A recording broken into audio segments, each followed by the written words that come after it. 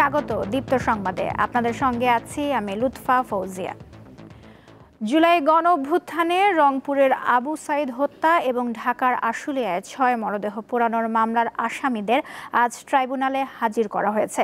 সকালে পৃথক প্রিজন ভ্যানে তাদেরকে আদালত প্রাঙ্গণে নেওয়া হয়। সকালে প্রথমে আশুলিয়ার ৬ মরদেহ পোড়ানোর মামলায় সাবেক পুলিশ কর্মকর্তা আবদুল্লাহিল কাফি ও শহীদুল ইসলাম সহ ৮ আসামিকে ট্রাইব্যুনালে নেওয়া হয়। পরে রংপুরে আবু সাইদ হত্যা মামলায় সাবেক পুলিশ কর্মকর্তা আমির হোসেন সহ ৪ আসামিকে ট্রাইব্যুনালে হাজির করা হয়। আন্তর্জাতিক অপরাধ ট্রাইব্যুনালে আছেন সহকর্মী মাহিদুর রহমান। সেখান থেকে তিনি আরও তথ্য নিয়ে আমাদের সাথে যোগ দিচ্ছেন। মাহিদুর, জুলাই আগস্টের এই দুটি গুরুত্বপূর্ণ মামলার আজকের কার্যক্রমের বিষয় আমাদের জানান। নওশীন, জুলাই আগস্টে সংগঠিত হওয়া দুটি গুরুত্বপূর্ণ মামলার মধ্যে প্রথম যে মামলাটি, এই দুই মামলাই আজকে আন্তর্জাতিক অপরাধ ট্রাইব্যুনাল 2-এ হবে এবং বিচারপতি নজরুল ইসলাম চৌধুরীর নেতৃত্বে এই মামলা দুটি চলমান রয়েছে। প্রথম মামলাটি আমরা এজলাসের ভেতরে আমি দেখেছি যে আবু সাইদের যে মামলা, সেই মামলা 4 জন যে গ্রেফতারকৃত, এই 4 জন আসামিকে কাঠগড়ায় রাখা হয়েছে, কিন্তু এই পর্যন্ত মামলাটি এখনও শুরু হয় নাই, চেয়ারম্যান এখনও উপস্থিত না হওয়ার কারণে। এবং এই মামলাটি শেষ হওয়ার পরেই কিন্তু পরবর্তী যে মামলাটি আশুলিয়ায় 6 লাশ পুরানোর মামলা, সেটি হবে। আমি আপনাকে জানিয়ে রাখি যে আমরা সকাল থেকে এখানে উপস্থিত আছি এবং দেখেছি যে দুটি প্রিজন ভ্যানে পৃথকভাবে আবু সাইদের হত্যা মামলায় সংগঠিত 4 জনকে এবং আশুলিয়ায় হত্যা মামলায় 8 জনকে, মোট 12 জনকে আজকে কিন্তু ট্রাইব্যুনালে উপস্থিত করা হয়েছে। এবং আপনাকে আমি জানিয়ে রাখি যে গত বৃহস্পতিবার অর্থাৎ 10 জুলাই আবু সাইদ হত্যা মামলার জন্য যে তদন্ত প্রতিবেদনে যে 30 জনের নাম উঠে এসেছে, তার মধ্যে 4 জনকে আজকে উপস্থিত করা হয়েছে এবং বাকি যে 26 জন, এই 26 জনকে উপস্থিত হওয়ার জন্য দুটি পত্রিকায়, একটি বাংলা এবং একটি ইংলিশ, দুটি পত্রিকায় কিন্তু বিজ্ঞপ্তি প্রকাশের মাধ্যমে তাদের আজকে ট্রাইব্যুনালে উপস্থিত হওয়ার জন্য বলা হয়েছিল, কিন্তু আজকেও কোনো সেই 26 জনের একজনও উপস্থিত হন নাই। অপরদিকে আশুলিয়ার 6 লাশ পোড়ানোর যে মামলা, সেখানেও কিন্তু 16 জনের নামের সম্পৃক্ততা তদন্ত রিপোর্টে উঠে এসেছে। সেখানে আজকে 8 জনকে, গ্রেফতারকৃত 8 জনকে আজকে ট্রাইব্যুনালে উপস্থিত করা হয়েছে এবং বাকি 8 জনকে এখনো পলাতক রয়েছেন। তো এখনো পর্যন্ত এজলাস শুরু হয় নাই। এজলাস শুরু হওয়ার পর থেকে কি নির্দেশনা আসে, আমি নওশীন আপনার মাধ্যমে জানিয়ে দেওয়ার চেষ্টা করব। মাহিদুর, আপনাকে ধন্যবাদ। এবারের এসএসসি পরীক্ষায় 1300 নম্বরের মধ্যে 1285 পেয়ে আলোড়ন সৃষ্টি করেছে চট্টগ্রামের নিবিড় কর্মকার। নাসিরাবাদ সরকারি উচ্চ বিদ্যালয়ের দেশ সেরা এই শিক্ষার্থী হতে চান প্রকৌশলী। সারা দেশে এসএসসি পরীক্ষায় প্রথম 1300 নম্বরের মধ্যে 1285 পেয়ে গড়েছে নতুন এক ইতিহাস। সারা দেশে তাক লাগিয়ে দিয়েছে চট্টগ্রাম নাসিরাবাদ সরকারি উচ্চ বিদ্যালয়ের ছাত্র নিবিড় কর্মকার। তার কৃতিত্ব প্রমাণ করে কঠোর পরিশ্রম আর স্বপ্ন থাকলে কিছুই অসম্ভব না। ছোটবেলা থেকে ভালো ফল করে আসছে নিবিড়। আমি বলতে চাই যে 8 থেকে 10 ঘন্টা পড়তাম, এর বেশি পড়তাম না। এই রেজাল্টের পিছনে যে টিচাররা এই টেক্সট বুক বেসড যে উপদেশ দিতেন, ওগুলো আমি ফলো করতাম। দেশের কল্যাণের জন্য আমি একজন ইঞ্জিনিয়ার হতে চাই। ভবিষ্যতে প্রকৌশলী হয়ে দেশের জন্য ভালো কিছু করতে চায় নিবিড়। তার বাবা জানান, ছেলেকে কলেজিয়েট স্কুলে পড়ানোর ইচ্ছা থাকলে ভর্তি তালিকায় নাম না আসায় চট্টগ্রাম নাসিরাবাদ সরকারি উচ্চ বিদ্যালয়ে ভর্তি করান। উচ্চশিক্ষিত হওয়ার চেয়ে একজন সুশিক্ষিত মানবিক মানুষ হোক তার সন্তান, এমনটা তার চাওয়া। শুরুতে যাতে ফাউন্ডেশনটা ঠিক করে, ছেলে হোক বা মেয়ে হোক, সবার জন্য যাতে ফাউন্ডেশনটা ঠিক করেন। শুরুতেই আপনার যদি হাতে খড়িটা থেকে শুরু করে প্রথম দিকে যদি আপনার বেসটা ঠিক না হয়, পরবর্তীতে আপনি যতই ভালো টিচারের কাছে দেন না কেন, সেই ক্ষেত্রে একটু ঘাটতি থাকে। মায়ের চেষ্টা ও পরিশ্রমের ফল এ দেশ সেরা মুকুট নিবিড়ের মাথায়। আর ভালো ফলাফলে খুশি মা। অবশ্যই ভালো লাগছে আমার ছেলের রেজাল্টের পরে। গার্ডিয়ানরা এখনকার ছেলে মেয়েদের নিয়ে বেশি উদ্বিগ্ন। ওদেরকে বলবো পড়ালেখার পাশাপাশি কিছু কো অ্যাক্টিভিটিস যেগুলো করানো দরকার, এগুলো একটু করলে ওদের মনটাও ভালো থাকে, ওরা একটু রিল্যাক্সে থাকে। এবারের এসএসসি পরীক্ষায় চট্টগ্রাম শিক্ষা বোর্ডে পাশের হার গতবারের চেয়ে কমলেও জিপিএ 5-এর সংখ্যা বেড়েছে।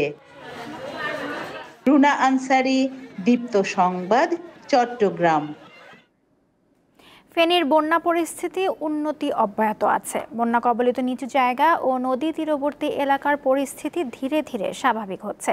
ছাগলনাইয়া, ফেনী সদর ও দাগনভূঞা উপজেলার কিছু অংশে বেশ পানি থাকলেও অন্য দুই উপজেলার বেশিরভাগ এলাকায় পানি অনেকটা নেমে গেছে। বন্যার কারণে কৃষক ও খামারিরা ক্ষতির মুখে পড়েছেন।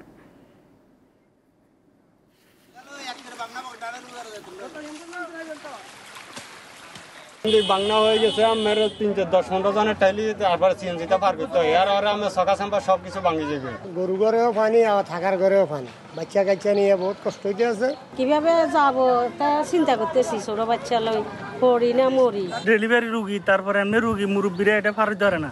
এই যে মানুষের খানা দানা কিছুই নেই। ঠাকুরগাঁওয়ে বিএনপি মহাসচিব মির্জা ফখরুলের ছোট ভাই জেলা বিএনপির সাধারণ সম্পাদক মির্জা ফয়সাল আমিনের গাড়ি বহরে হামলা চালিয়েছে সংগঠনটির একটি অংশ।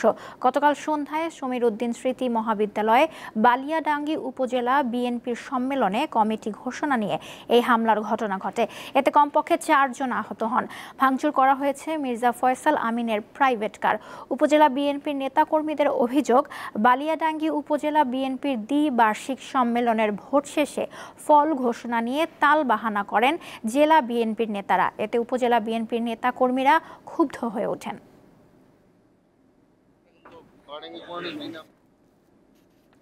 দলের নিবন্ধন ও প্রতীক বিষয়ে প্রধান নির্বাচন কমিশনারের সাথে আলোচনায় বসেছে জাতীয় নাগরিক পার্টি এনসিপির 5 সদস্যের প্রতিনিধি দল।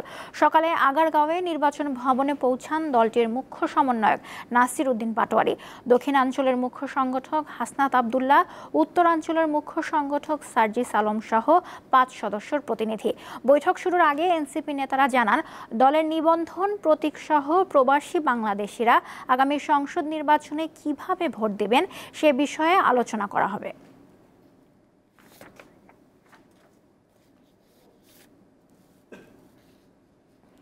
অপরাধীদের দৃষ্টান্তমূলক শাস্তি নিশ্চিত না হওয়ায় সহিংসতা বাড়ছে বলে মনে করেন সমাজ ও অপরাধ বিশেষজ্ঞ ঢাকা বিশ্ববিদ্যালয়ের institute of social welfare and রিসার্চের সহযোগী অধ্যাপক তৌহিদুল হক। তিনি বলেন, মব সংস্কৃতির রাজনীতিকীকরণ হলে তা নিয়ন্ত্রণ করা সম্ভব নয়। উচ্ছৃঙ্খল জনতা বা মব এখন দেশের অন্যতম আলোচিত সমালোচিত বিষয়। মাঝে মধ্যেই এই গোষ্ঠীর সহিংসতার শিকার হচ্ছে মানুষ, ঘটছে হত্যাকাণ্ডের মতো ঘটনা। বুধবার রাজধানীর মিটফোর্ড হাসপাতাল এলাকায় লালচাঁদ ওরফে সোহাগ নামের এক ব্যবসায়ীকে নৃশংসভাবে হত্যা করা হয়। শুক্রবার খুলনার দৌলতপুর থানা যুবদলের সাবেক সহসভাপতি মাহবুবুর রহমান মোল্লাকে গুলি করে ও রক কেটে হত্যা করেছে দুর্বৃত্তরা। একই দিন চাঁদপুর সদরে জুমার নামাজ শেষে মসজিদের ভেতরেই বিল্লাল নামের এক ব্যক্তির হাতে চাপাতি কোপে রক্তাক্ত হন ইমাম। হঠাৎ সহিংসতা বেড়ে যাওয়ায় ক্ষুব্ধ বিভিন্ন মহল। আমি সাধারণ একজন নাগরিক হিসেবে এই মুহূর্তে আমি প্রচণ্ড রকমের সংশয় আছে। এই চলাফেরা আসলে স্বাধীনতার যে জায়গাটা ইনসিকিউর, এখানে যে কেউ নিরাপত্তাহীনতা, প্রচুর নিরাপত্তাহীনতায় আসি না। আমাকে কালকে আমি কলেজে যাব, আমাকে ধরে জিজ্ঞেস করবে চাঁদা দেন, চাঁদা না দিতে চাইলে আমাকেও রাস্তায় মেরে ফেলবে। আমি তো মেয়ে মানুষ, আমার মানার কোনো ব্যাপারই না। অপরাধীদের শাস্তি নিশ্চিত না হলে মব ও সহিংসতা বন্ধ করা কঠিন হবে বলে মনে করেন এই অপরাধ বিশেষজ্ঞ। 5ই আগস্টের পরে যে সহিংসতা, হত্যাকাণ্ড কিংবা নানা ধরনের নৈরাজ্যকর যে পরিস্থিতি সৃষ্টি হয়েছে, এখনো পর্যন্ত একটি ঘটনার আমরা কোনো দৃষ্টান্তমূলক ব্যবস্থা গ্রহণ করতে দেখিনি। যারা এই ধরনের অপরাধ সৃষ্টি করে নিজের অবস্থা, কোনো স্বার্থ বা অবস্থা পরিবর্তন করতে চায়, তারা তো এই সুযোগটা গ্রহণ করবেই। সেই সুযোগটাই তারা গ্রহণ করছে। অপরাধ সংগঠিত হওয়ার পরে রাজনীতি খোঁজাটা হলো এটা সমাধান না হওয়ার একটা প্রক্রিয়া। মানুষ কেন এতটা নৃশংস হয় তার ব্যাখ্যাও দিলেন তিনি।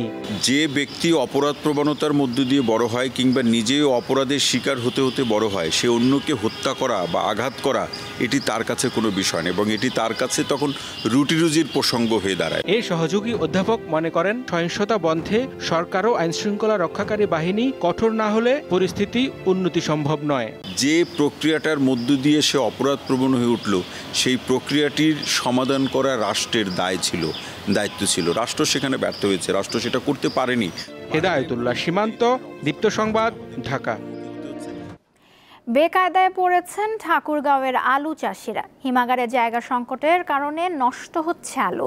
এ অবস্থায় অনেকে লোকসানের মুখে পড়েছেন। হিমাগারে জায়গা স্বল্পতার কারণে সনাতন পদ্ধতিতে আলু সংরক্ষণ করতে বাধ্য হয়েছেন ঠাকুরগাঁওয়ের চাষিরা। এইসব আলুর মান ভালো না থাকায় বাজারে বিক্রি হচ্ছে না, ফলে লোকসান গুনতে হবে 10 থেকে 12 টাকা। কলেস্ট্রল একটা কস্ট আছে, 1 কেজি আলুর পিছনে 10 টাকা খরচ হয়েছে। যদি কেউ 10 টাকা রাখে 15 টাকা 25 টাকা খরচ হয়েছে। আগে একবার হয়েছিল যে আলুর বস্তা আমাদেরকে রাস্তায় ফেলাই দিতে, না জানি আল্লাহ না জানি করে যে এবারও আমাদেরকে ওই অবস্থায় পড়তে হয় না। অতিরিক্ত আলু বাসা বাড়িতেই রয়ে গেছিল, সেই আলুগুলো কিন্তু এখন পর্যন্ত শেষ হতে পারেনি। কৃষি বিভাগ জানায় এবার হিমাগারে মজুদ আলুর চাইতে 4 থেকে 5 গুণ আলু সনাতনী পদ্ধতিতে মজুদ করা হয়েছে।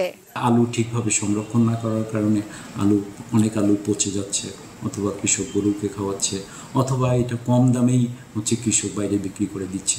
এখন কম দামে যে আলুটা বাইরে পাওয়া যাচ্ছে, এই কারণে কিন্তু এখন স্টোর থেকে এখন পর্যন্ত অর্থাৎ জুন মাস শেষ হয়ে যাচ্ছে, জুলাই মাস আসতেছে, স্টোর থেকে কিন্তু আলু বের হয় না। ঠাকুরগাঁয়ে 15টি হিমাগারে আলু ধারণ ক্ষমতা 1,45,741 মেট্রিক টন। জেলায় এবছর আলু উৎপাদন হয়েছে 8,73,515 মেট্রিক টন। দীপ্ত, বার্তাকক্ষ। আন্তর্জাতিক প্রসঙ্গ।